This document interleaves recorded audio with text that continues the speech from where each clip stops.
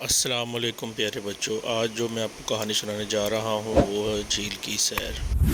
Please subscribe my channel, like بھی کریں، share بھی کریں، سبسکرائب بھی کریں تاکہ آپ ہمارے مور ویڈیوز دیکھے جائیں۔ گرمیوں کی چھٹیاں ہوئی تھیں۔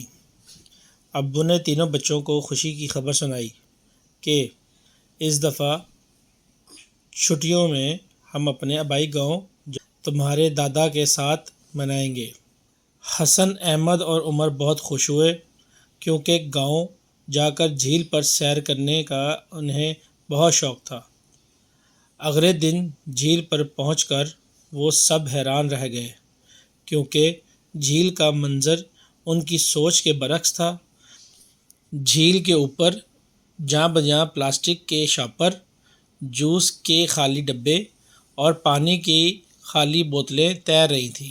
لائک کریں، فالو کریں، کمنٹ کریں، آپ ہماری ویڈیو پہ آئیں، ہم آپ کو نہ کچھ دیں گے۔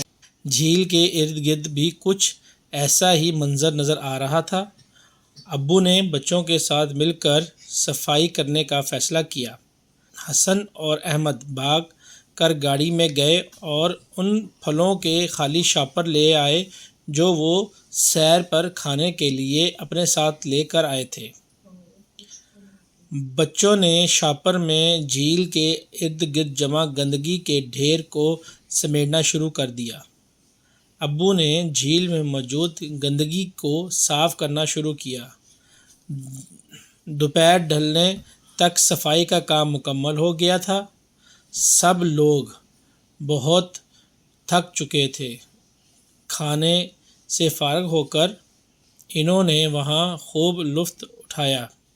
صاف ستھرا سبز اور جھیل کا چمکتا پانی ان کی تھکان اتارنے کے لیے کافی تھا۔